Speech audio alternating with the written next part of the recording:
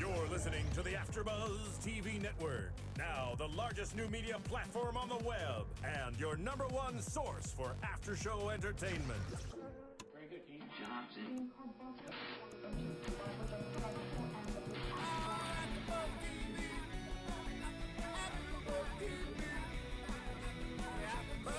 the AFTERBUZZ Studios in Los Angeles, California, presented by Maria Menounos and Bing.com, and streaming live thanks to Akamai Technologies. This is AFTERBUZZ TV's The Following After Show. We'll break down tonight's episode and get you all the latest news and gossip. And now, another post-game wrap-up show for your favorite TV show. It's AFTERBUZZ TV's The Following After Show. Oh, you hear that? Oh, Marilyn Manson, Sweet Dreams. Well, Bing is for doing, and we are doing the following after show here at AFTERBUZZ. My name is Joe Sanfelippo. I'm joined once again by Mr. Joe Braswell. Joe, what's up? Hello, Joe Braz. Now, Joe is a producer at Extra and with Grantland, ESPN's online deal. We have also got Nando Velasquez here. Hey there. And Nando is from Attack of the Show. And we are joined this week for the first time by Teresa Law. She's Hello. a network publicist. Hi, Teresa. We needed a female to... Yes, it's good to join you guys. Break up the geeky testosterone from last week. And she makes us look better. A little too nerdy last week, I guess. Maybe. That's what I hear. No more nerd-offs. It's over. I was told there's no more nerd-offs to be had. No, that's not true. All right. Well, this is very exciting. We are finally getting to do the following. yeah. This is so rad. Yeah, All right. I haven't heard. Have you heard of the show? I've not heard anything about this thing. No one's been if talking only they about it. promoted this show a little bit better. If only they did, maybe I know, more people radio would watch. silence, right? Yeah. We did want to talk briefly. We wanted to go over a little bit about the promotion of this show because it was unreal. Anybody watch the 49ers game yesterday? No, I watched the Go Atlanta. Niners. The Atlanta Following versus the San Francisco Diehards. Oh man! Yeah, I know. Go Niners. We're big Niners fans. I'm glad the Niners won. But in between the following promos, my Niners didn't make it to the Super Bowl. There was a football game. Yes. Yeah. But yeah, I mean, the promotion's just been insane. Anyone watching football, they definitely was showing commercials every break they had a chance to. If you go on the internet, I went on IMDb to look up some stuff, and there's a big There it following was. wallpaper Absolutely. right there. Commercials all over the place. They had apparently they had photo booths in 10 cities where you could actually take a photo with Kevin Bacon's character or James Purefoy's character, or you can get your face superimposed with Edgar Allan writing. If anyone saw those photo booths, they were on this weekend. There was one at Hollywood and Highland. Feel free to tweet at me. I want to see some of these photos because I didn't get a chance to do it. Nando wants to see you with Poe on your face. Yeah, I want to see this promotion. That is creepy. Ooh, that was pretty. Yeah, no go there. POE. Yeah, I see. All right. Well. Now we covered that a little bit. I want to talk about initial impressions because we've been waiting to watch this show for weeks and weeks. Highly anticipated. Highly anticipated. Joe, what did you think, Dr. Braswell? I loved it. I loved every bit of it. I'm glad that we're doing the show. I'm glad that we're part of the show. I'm glad that we are they're lucky enough to be a part of network history for Kevin Bacon. I really enjoy the show. I mean, there's some things which we'll talk about later, which I sort of, which I found sort of funny and fun, and but all in all, the tone was great. Bacon was great as usual. Natalie Z is hot as usual and also great, and I loved it. I don't know, Teresa. Yeah, it really lived up to my expectations. I thought it was well cast.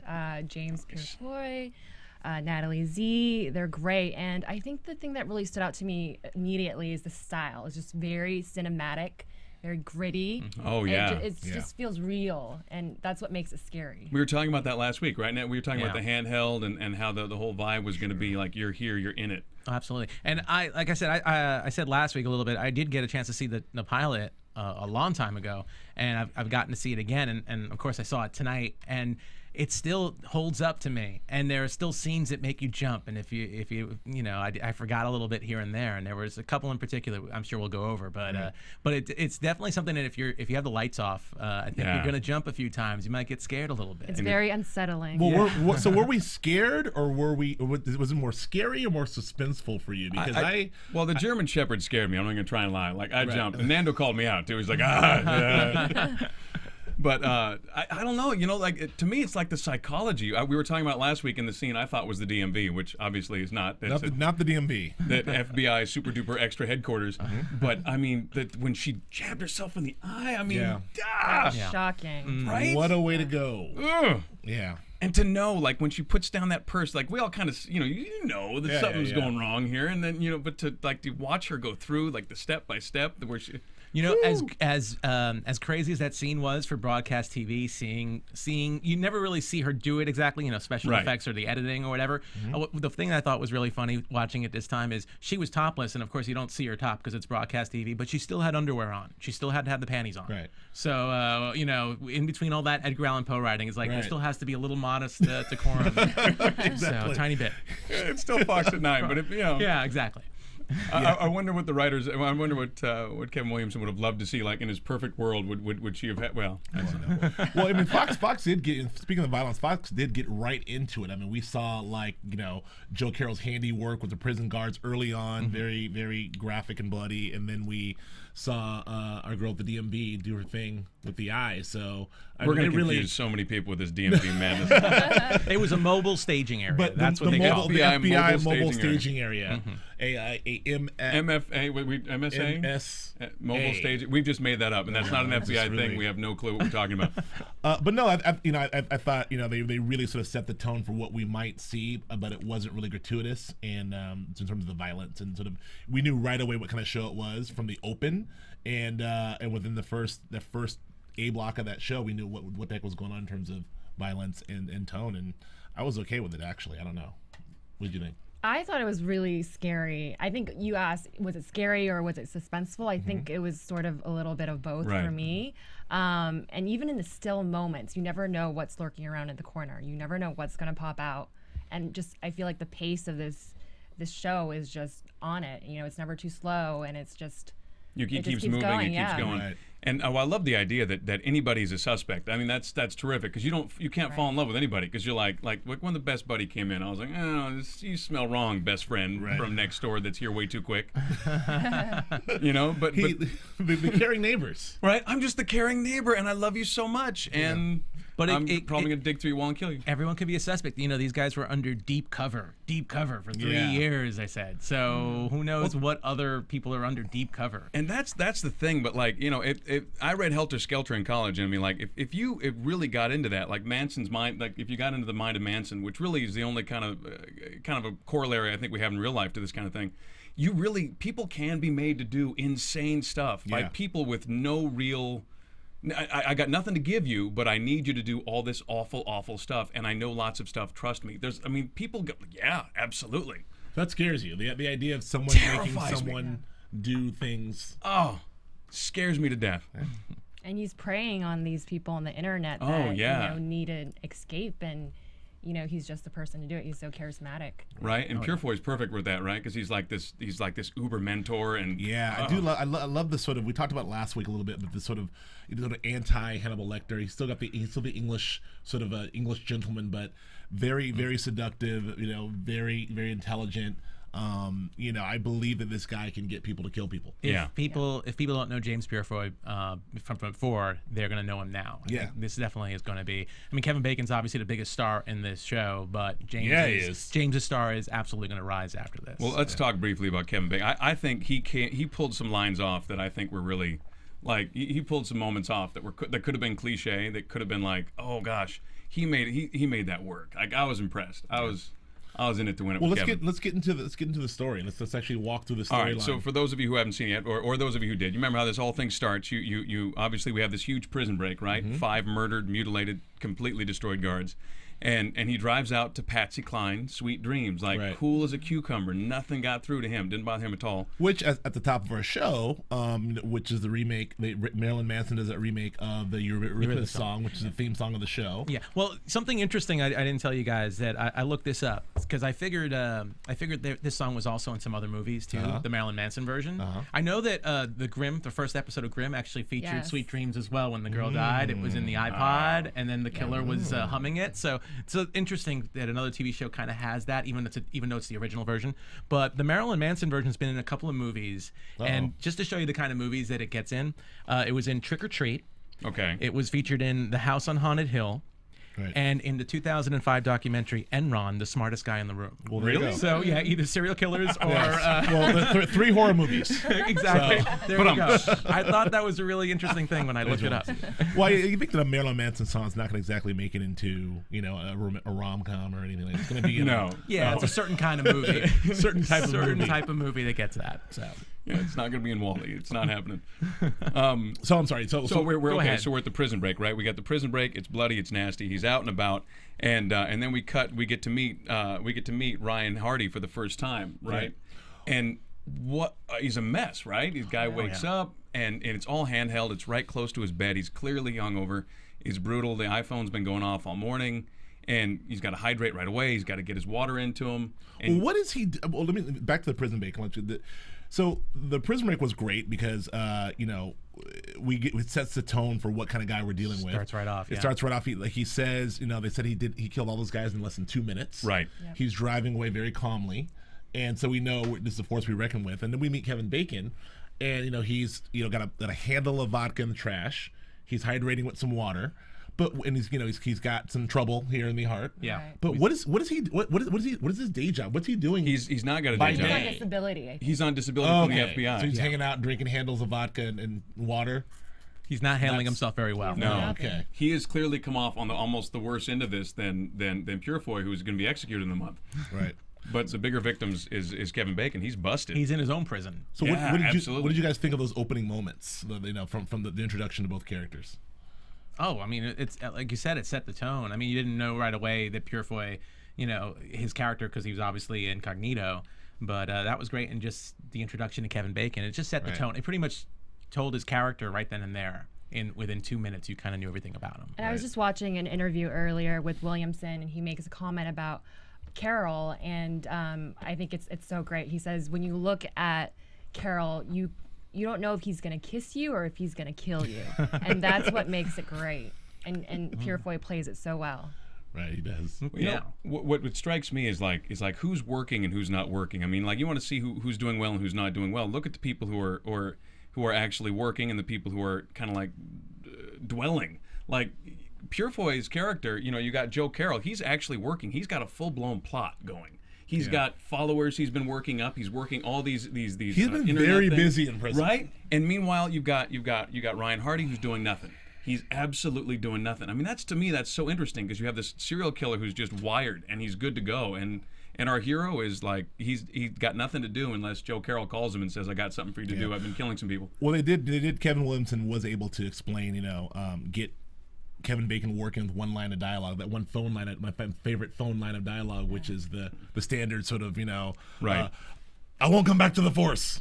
That whole thing. There's no one that can help us but you. All right, well, I'll give you one last shot. All right, we'll see you in a minute. Yes, that. So, that worked, though. It was cliche, but I thought it worked well. Again, Kevin Bacon. Very few people can make that not look cliche, and he made that work. So we get Kevin Bacon in with all these new. Now, all of a sudden, I don't know how many years have gone by. Do we know how many years? He was tried in 2004. The killings happened in 2003. So about 10 years. About roughly. 10 years have gone by, and apparently in 10 years, there's nobody he knows at the FBI except the one guy who was with the sheriff's department. Everybody else has been He replaced. doesn't seem to like him. Not many people seem to like him. And the very people that know of him, it's all that story. Like, wasn't this the guy who? Oh, he's terrible. He's a mess. I heard that's the guy. It looks like the. Yeah. I mean, it's a pretty high-profile case. You would think that somebody in the last 10 years maybe this like. guy. Anyway, I don't know. And they all look at him and say like this. Oh, who is he? Right. But it's very clear he is not welcome in the crew, which is that's a rough spot. Yeah. Like, you're the only guy who knows what's going on, and we hate you. Why? I'm not sure. We just do. Can we talk about Carroll and his access to the internet? Yeah. What is that? That's surprising. Yeah. Again, dude is How does busy. that happen? Well, how does that happen exactly? I don't know if real criminals. I know that if someone is convicted of a crime that has to do with the internet, like child pornography over the internet type of thing, I have heard cases they can't have any internet access in prison. So if you have anything that any crime that you committed that has to do with the internet, they revoke your privileges. But if you beat someone to death with a hammer, apparently you can still don't. get online. Apparently, if you kill 14 women, you can still get restricted right, access. As long as you didn't tweet about it. If you if you tweeted about it, forget it. We didn't take your access out. I think we're led to believe that obviously he had help from his His guy. Yeah, his serial killing protege. Jordy. Jordy. Yes. Jordy. That was the who does not like animals. Apparently, does not like. That was rough. That was I mean, and people were not too happy about that on Twitter.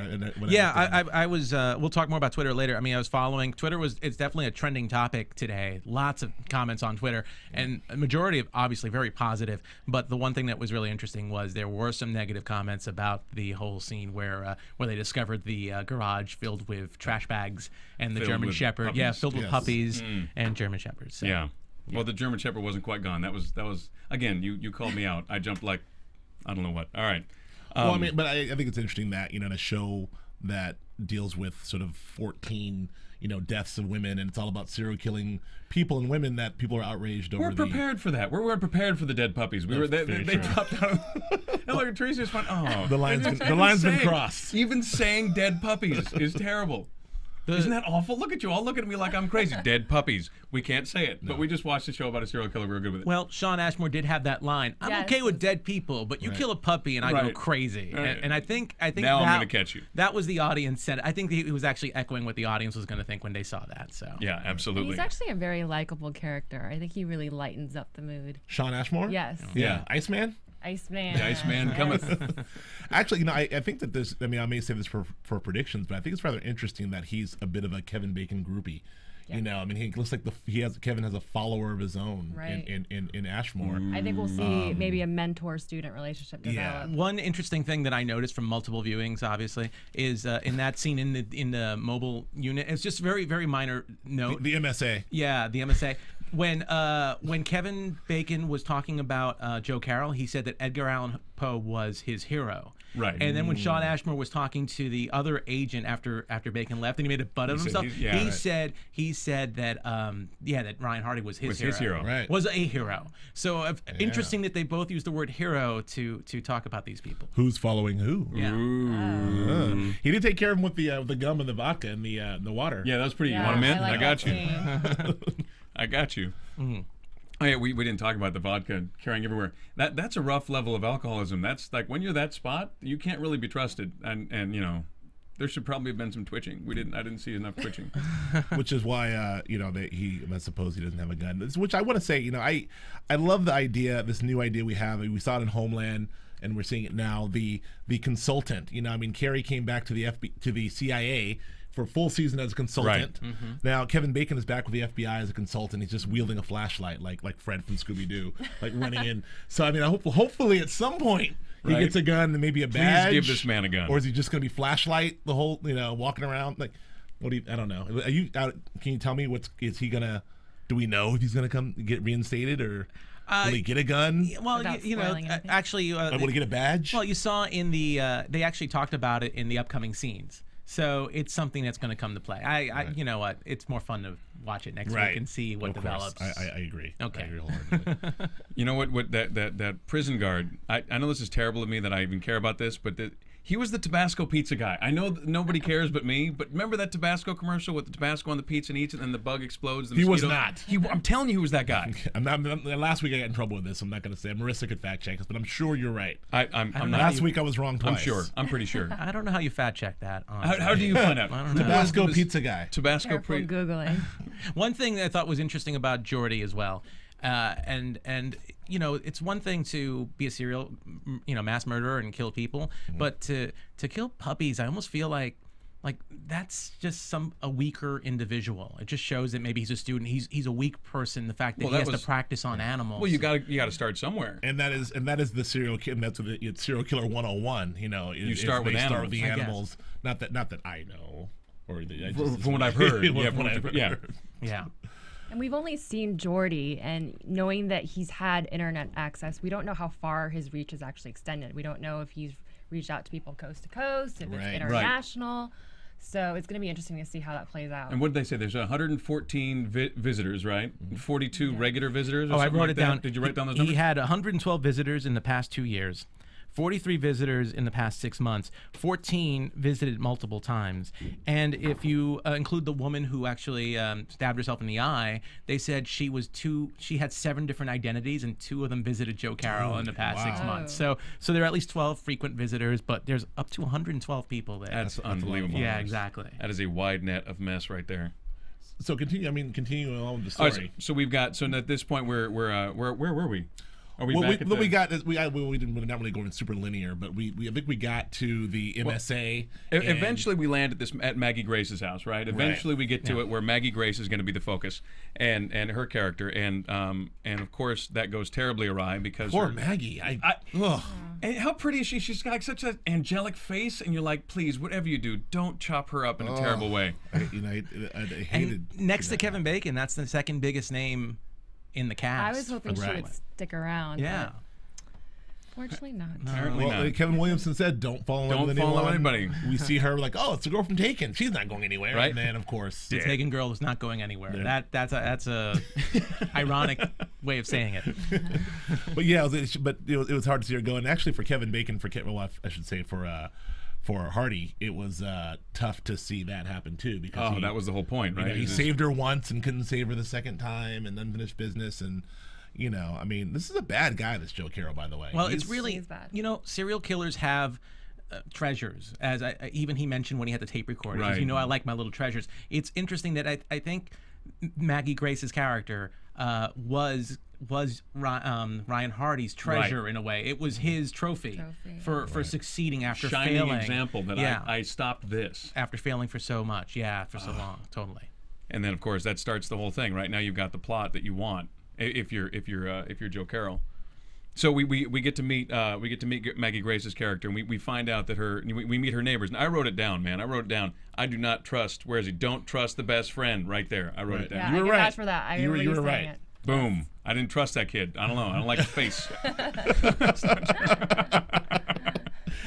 Yeah. No, you were right about that guy. Every now and then, one slips in, man. Every now and then. No, you're right. But and those, you know what? And that's why you shouldn't live in those attached condominiums, man. I mean, you share those walls, you come right through, and you sneak them right out the back. It's terrible.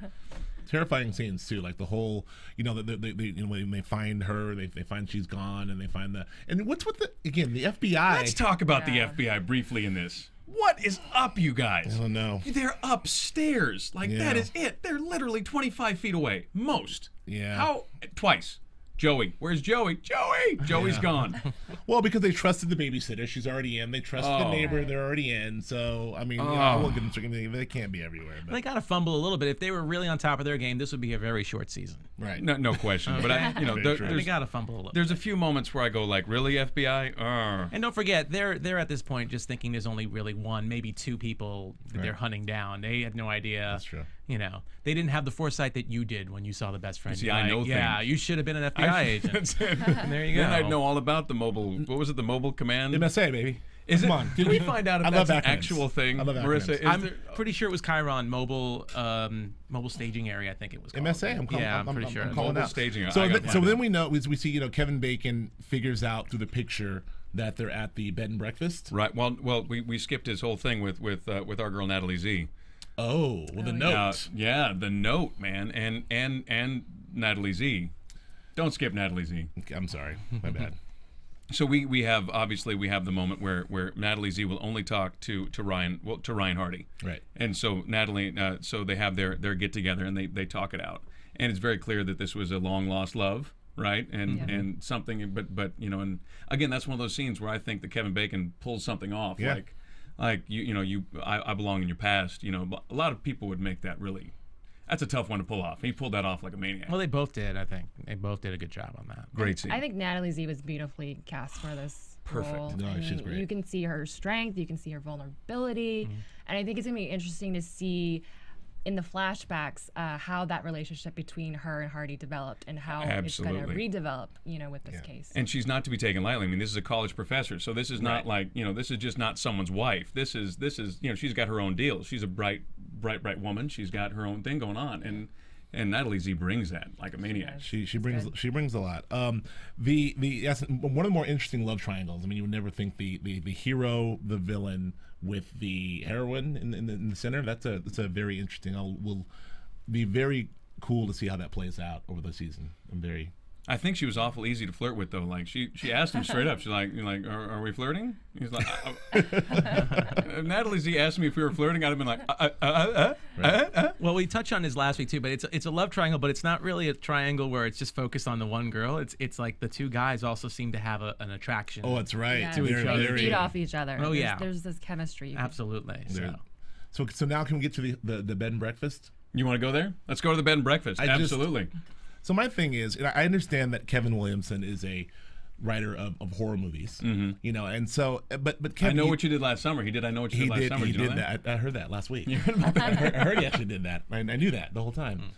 But he did his job because he had me. I had to go right to the stereotype. Kevin had me, the brother, yelling at the screen.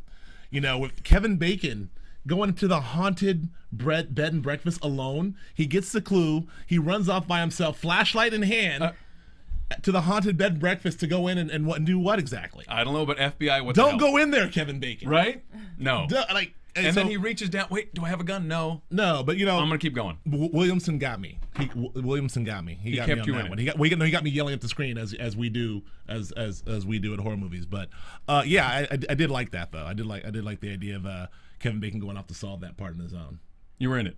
I was in it. All right. It was Well, very He got suspenseful. me yelling at the screen. yeah, absolutely. And the girl screaming the whole time. And again, how heartbreaking was that? It was just amazing. It was like they pulled the rug from under you. You thought maybe there was still a There's chance something. to save her. But she was long gone. Yeah. Who knows how long she was really gone? I mean, like I said, it took a while for him to sever the 7 nerves from, I guess, each eye. Yeah. So really 14 nerves, I guess. Right. It must have taken a while, and it must have been painful, and to think all of that was done, and it was hopeless for him to just go over there. And he gets hit by a 2x4. Yeah. Now he didn't get hit by a rotted out plank. That was a Twice. straight up 2x4. Twice.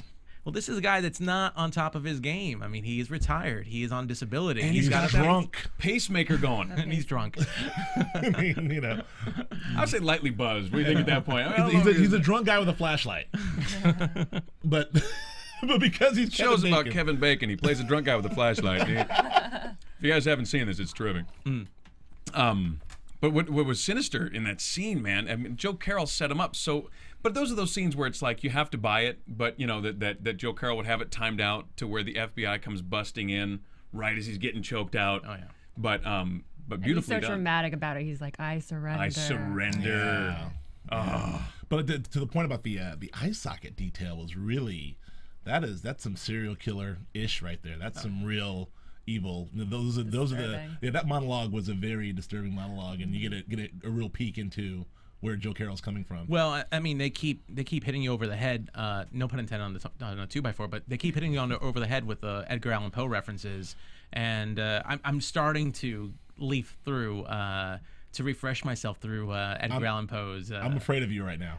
Right? Can you show? Well, what do you have back for there? the people who You're scaring are the crap out of me. watching us instead of listening on iTunes here. He's going to get an enormous book for those of you who can't There's see a it. Look at big that. book on the complete works of Edgar Allan Poe. So, and I didn't know he wrote that much. he wrote a lot. I mean, of course, when you're in school, you get to read The Telltale Heart or Telltale The Raven. Heart, The but Raven, and, there are about 1,000 pages here. Annabelle Lee. Over 1,000 pages right now in this. But they refer to 3 titles in particular: The Black Cat, Telltale Heart, and The Raven. So I feel like those are probably the 3 most important pieces to read. And they're all short. They're actually very short. Okay, so if you're following this and you're deep in this already, and like most of us are, then you can go check out. We said The Raven, The Black Cat, and Telltale Heart. The Telltale Those Heart. seem to be the big 3. That's I'm what sure they there'll call be us some here: the Raven, the Black Cat. Wow. Uh-oh. No, it's not. It's actually not. I mean, I gotta say, I love the homework, but it's not. It's a little disconcerting to be watching The Following next to your co-host as he's leafing through the Edgar Allan Poe book. I'm a little. I'm not plotting, I swear. Do you have I'm the not. tattoos under that shirt there? Are you? Right, What's happening? I just wish he wasn't turning Like the pages Prison with it. I wish he I wouldn't think turn pages Williamson's with a getting knife. to you. I'm yelling at the screen. I'm doing all kind of crazy stuff. Right, okay. All right, we want to thank everybody on iTunes. We're nowhere near done, but we want to thank everybody who's watching on iTunes or listening on iTunes. I'm sorry, and we want to encourage everybody to subscribe, please, and rate us. Give us 5s because we love 5s. Yes. And not just us. AfterBuzz has a bunch of other there's shows 60 too. shows running this 60 week. shows so coming at some point here. Yeah, when we're all up and running. if there's a show you're watching and you're into it, we probably have an AfterBuzz show for it. So you should definitely check it out. But listen to us first. Yeah, because we're here now. and foremost. So you want to do any characters, or Let's talk about the characters. Teresa, what did you think of? What were your thoughts there on Natalie Z's character? What did you think that I don't know on the framing, the structure of the character?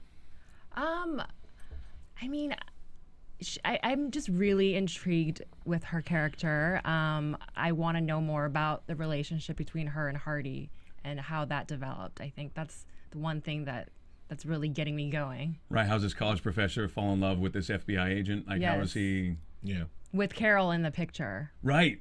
Because she was still married, and she didn't know he was the murderer at that time, right? No. But so we have two. And how did he find out? Right. Oh yeah, when she turns him on to him, right? That flashback. Oh, you should Right. talk to my husband. He knows a lot about this time period. Yep. He's the guy to talk to. We have two. Well, we had 3 lead female characters. Now we have 2, because unfortunately Maggie did not make it, as we know. But 2 female lead characters, the FBI agent and Natalie Z. What do we think of the FBI agent? What's her old agent? What's her name? Oh, you know what? I can't remember. I have to look it up. Yeah, I don't remember. Well, it's played by Jean Ann Guzin, right? Jean Ann Yes, Guzin. Jean Ann Guzin. I do have that name, but I didn't much care for Jean Ann Guzin. I mean, the character, I should say. I'm sure she's a fine actress, but she's very young. okay. She's for someone who's the lead person on an FBI case. She seemed incredibly young. I mean, maybe it's a TV thing too, but Right. but they wanted to cast younger people. But she didn't seem very experienced, and she definitely didn't seem like she could hold her own. Her character, maybe not so Right. much her. Her character didn't seem like she could hold her own against Ryan Hardy at all. Hardy or Carol, or I was not a fan of the character. I don't know, Teresa, what did you think? No, she seemed to have a thing against Hardy the entire time. Yeah. Every scene, she was just hard up against him. You got to wonder if there was one scene where she was like redeemed, but the scene I was waiting for her to be like, all right, I love you now, is that scene with Joey where he's like talking to her, are you an FBI agent? And she's like, ah. And I was like, oh, see, that was your shot to be likable, and it didn't happen. So we love bacon. We're all in. Oh, we all love bacon. Bacon's Yeah, great. We love the food and the actor. Right. We loved Carol. We love Pure Pure Foy. Foy. Pure fun. Natalie Z. We all expressed our undying love for Natalie Z. It's pretty deep with some of us. So who's left? Iceman. What do we think Well, of Shawn our guy? Ashmore. Shawn Ashmore. I'm guessing we're going to get to know Shawn Ashmore a little more in the future, right? I don't think he Right. didn't have a heck of a lot to do this week. If there's a chance for the triangle to become a rectangle, Shawn Ashmore probably is the love rectangle. He needs to find a way to get into Natalie Z, but So is Shawn- to connect to Natalie Z. That's crazy. But he's kind of connected to the other two a little bit. He's very connected to bacon He's already. brought onto this case because he wrote the thesis. His thesis Right. was on Carol. Right. Correct? Okay. Or was it on He's on Carol? Carol. On But Carol. he used Hardy's book, which was invaluable Right. to him. Yes. Exactly. As a So hero. if is he like the young Ryan Hardy, and then Natalie Z can kind of like fall in love with the young Ryan Hardy? Right. I'm just filling out your rectangle, man. I'm going with you. I'm love trying to figure out. rectangle. Well, when we first see Shawn Ashmore, he kind of was a little smug when he saw Ryan Hardy for a second, and then all of a sudden he was all like idol worship. So it makes me wonder. got a called little out bit. for it. Yeah, and he got called out for it. So it almost makes me wonder. Maybe he worships him because he is a follower. Right. That's also a possibility. He was called out by Agent Riley, the Yes, black guy. Billy Brown. Brown. Yeah. Billy Brown? Yeah, I know every black guy and every Well, you see him at the meetings, right? all at the meetings. Agent Riley. I hope Agent Riley has more to do than frown and punk Iceman. And look angry. Yeah, look angry until Iceman is a punk. There you go. Well, that's that tough spot, right, with your first episode. You can't give him too much character because then it Right. distracts from your thematic Sure. pace. You're moving. Yeah. Sure. So do we think? So we didn't get to we didn't finish the rest of the story, but we missed the babysitter. So we know that I love that. the couple is in on it. You know, we have the couple. So can we talk briefly about the followers? So we in the bad guy characters. So we have the serial killer, the wannabe serial killer, which is Jordy. We have Jordy, right? Jordy. Okay. Jordy seems to be on his own for Who's right about now. to kill? Who is well? someone. Yeah. Well, he was walking her in. You know. So hopefully she doesn't have any pets. Hopefully, but maybe she's in danger. If she has any animals, hide the dogs. Hide your dogs, hide your cats. Jordy's So they're Jordy, raising everybody up in here. So Jordy's one. We have the couple. The couple who's obviously not a couple based on the foreshadowing possibly, for next week. Possibly, yeah, exactly. Oh, yeah, based on the scenes coming up next week. And then we have the babysitter, who is no longer the babysitter, which we didn't touch on the son and the kidnapping, and that we lost over that whole. Well, that was the big cliffhanger at the end, Right. obviously. So I mean, Again, that's the. Do you think anything will actually happen to Joey, being that it's Carol's son? Well, I think we're going to find out. I mean, wouldn't that be a great plot device to get to see the followers kind of like branch out a little bit on their own deal? I mean, just see how tight Purefoy's grip is eventually. Like, hey, that's my son. He's off limits. Well, maybe he's not off limits. You're in prison. We're out here. Well, yeah, I mean, from seeing the upcoming scenes for next week, they seem to focus a lot on those three, on the gay couple that's not gay, that supposedly not gay, and on the nanny babysitter character together. They seem to show a lot of them. And the kid in some house with them. I love her haircut. She looks just like the Manson girls from. And if you guys check out that news footage from Helter Skelter from back in the day, that's how all those girls did their hair. Wow. They sat outside the courtroom. They all looked just like crazy. She was the one I mentioned last week to keep an eye on. Her name's Valerie Curry. Curry. And I believe they asked her about the hairstyle at the TCAs the other week, and she said she already had that hairstyle when she went in for the audition. Oh, really? Yeah. So surprisingly, I guess it worked for her. So. Yeah, and the whole. I mean, we didn't talk about. We talked about Joe Carroll as a serial killer, but we didn't talk about Joe Carroll as a cult leader, which is what it looks like he's turning developing into, yeah. Which is or maybe he already is. We're just He doesn't like the word cult. Yeah, no, that's right. Very true. His friends. That's right. He made that very, very clear. And in an interview that I saw this week, when I was doing some more research, he even said the most interesting thing about cults is never really the cult leader. It's the followers that are the most interesting thing, because again, I mentioned this briefly last week, but this guy finds the void in these people's lives and he nurtures them a little bit. They're all already kind of inherently evil. They already have a little seed in them. He just waters that seed. The wax seed. And I think Williams has done a brilliant thing here as a storytelling device to be able to set up the followers as characters as well. Because initially I was like, you have Bacon, you can follow Hardy, that's great, and the FBI and his following of Carroll. But with Carroll in jail. But it's really not about Carroll. It's not going to be like a sort of a Hannibal Lecter, Clarice thing the whole season. We have the followers doing the dirty work. So we have these characters that we'll be able to follow and see what they do and how they interact, and it's a lot going on. I think it should be very well. Cool. They are obviously gonna focus some more on those three. But then again, who else is there? There are probably characters we haven't even seen yet. At the very end, they said there were 3 murders in 3 different parts of the U.S. in Seattle, Boston, and I think it was New York, if I remember correctly. So 3 different ones, and that's not including the 3 that were with Joey or Jordy at the house, because you saw them doing that. 112 different visitors, right? Yeah, and those are just the visitors. I mean, maybe his reach over the internet.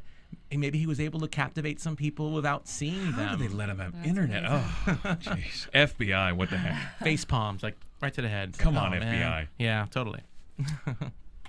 Tweets? Well, let's talk about tweets, because we've been following what's trending and what's not trending, and I think the tweets have been, for the most part, positive. Yeah. Oh yeah, absolutely. Overwhelmingly so. I was, we're here on the West Coast, but I was following from the East Coast feed, and I was able to follow a bunch of or favorite a bunch of tweets that I thought were really incredibly interesting. And actually, little plug for myself ahead of time. If you follow me, I'm at Nando Val. I favorited a bunch of them, so they're on my feed. You can check them out on here. You can check them out. But a couple that I thought was really funny. The Walking Dead and Dexter are the best shows on TV, and now The Following looks like it'll be joining them. I thought that was interesting. Let's see.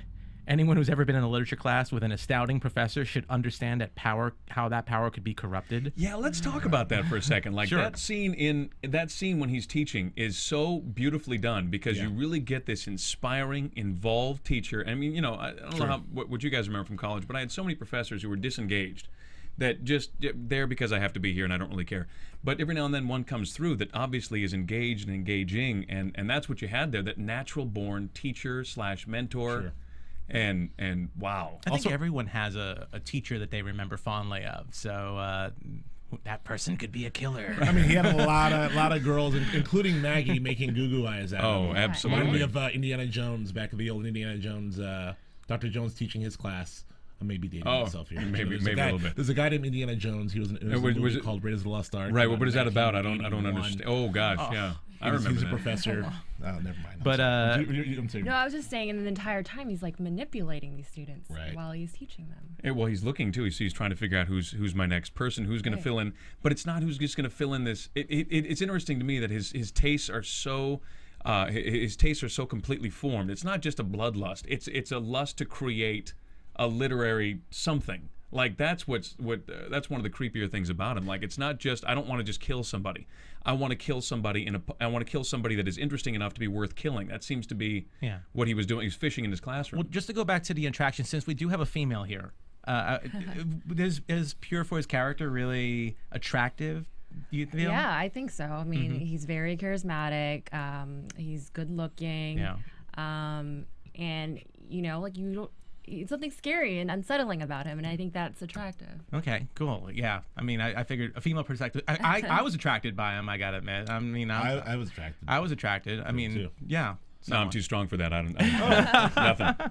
And can we talk about that last scene? How amazing it was between Right? Purefoy and Bacon. Yeah. And the That was cuts. just- I mean, I love the way they did that. Like you see the whole thing unfolding as he's talking to him, and it's all happening in real time, or well, whatever approximation we got.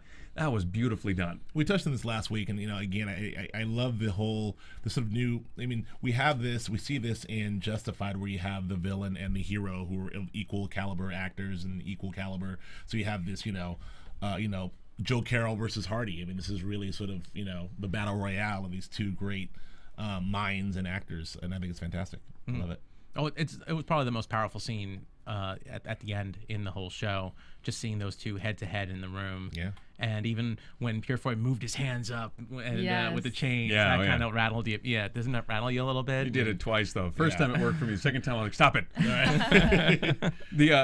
My favorite part of that scene is when Kevin Bacon breaks his hand. I think that was that. I don't think he saw that coming. I really don't. I think Joe Carroll thought. I got the impression the character felt like he had it more under control than that. Oh, yeah. And I think that surprised him. And I like such a great line. If you're going to write this sequel of anything other than your death, you better expect a rewrite. So. Again, Kevin Bacon can make that work. A lot of people would have fallen on their faces. That's a tough one to pull off.